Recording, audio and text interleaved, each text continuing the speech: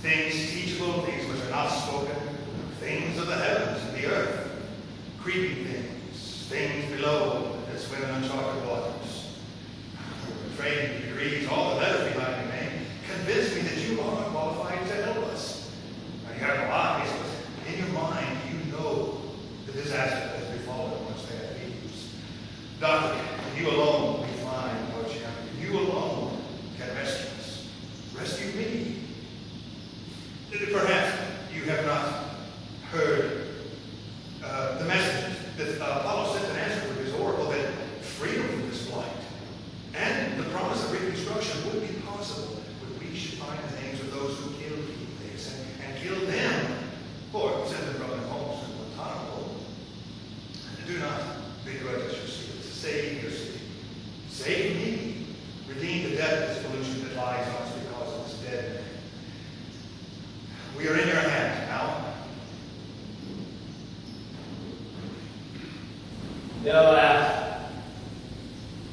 How terrible is wisdom when it brings no profit to the man that is wise.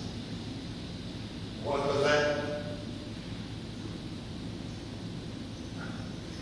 You withhold your gifts now, in your master's hour of greatest need. Your insolent silence makes a mockery of me and shall go to save for the city. Why speak? I see that even my words miss their mark. For God's sake, if you know anything, do not turn away from us now. You know nothing. I can only witness you. I will not bring to the light of day my troubles and call them your own. What do you mean? You know something, but refuse to speak? Would you betray us and destroy the city? You blame my avoidance, but do not see your own. Who would not feel distemporized words like these with which you shame our city? Of themselves things will come, though I hide them and read no word of them. Since they will come, tell them to me. I will say nothing further. Against this answer, let your temper rage as wildly as you will. Indeed, I am so angry I will not hold back a jot of what I think. For I would have you know that I think you are a co-plotter of the deed, and a doer of the deed, save insofar as for the action of killing. Oh, had you had eyes, I would have said alone you were. Yes, it is easier to find the villain painted boldly outside ourselves. It takes true courage to find him within. Tell me, have you considered that you yourself may be the cause of this land's pollution? How shameful you have started up this taunt. And how do you think you will escape? I have already. The truth is what I cherish. That is my strength. And who has taught you? Not your profession, surely. You have taught me. You have made me speak against my will. Speak what? Tell it again, that I may learn from it. Did you not understand before? Would you provoke me into speaking? I did not grasp it, not so as to call it known. Say it again.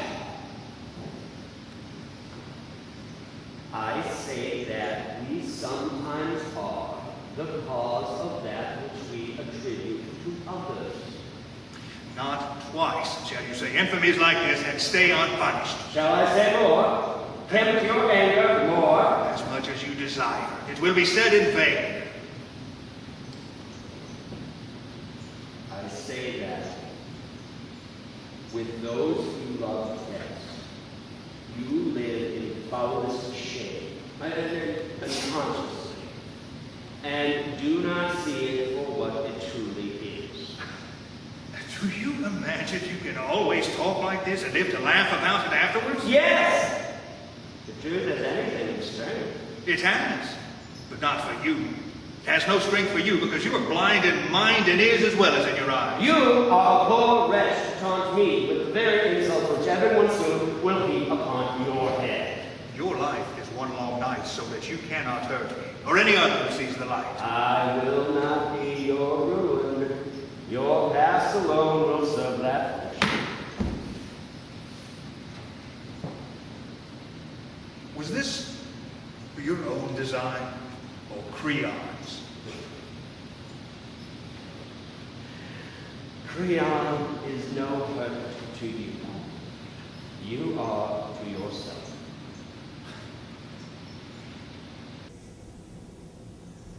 Wealth, power, craft of statesmanship, kingly position, everywhere admired, what savage envy is stored up against these if Creon, whom I trusted, Creon, my friend, if for this great office the city once put in my hands unsought, if for this power Creon desires in secret to destroy me, he has brought this shamming shrink, this collector of dirty pennies, this Freudian fraud. Who is he? More clairvoyant than I am? Ted, has your mystic profession ever approached the truth? What the hell cast Sphinx Bin Laden was performing here? What help were you to these people? His sorcery was not relieved by some solipsistic naval case. It demanded action by a real military exorcist. Oh, your interpretations and theories, what good were they? Or the gods, for that matter. But I came by. Yes, the simple man, the man of the people, knows nothing. But I thought it out myself. I know theories help me, no postgraduate degrees, and this is the man you think you can destroy. And so you can be closer to Creon than he is to you. Well, you and your friend Creon, it seems to be, will suffer most. If you were not an old man, you would have paid already for your pot. I have said that which you cannot hear. But I do not fear your countenance. There is no way that you can hurt me.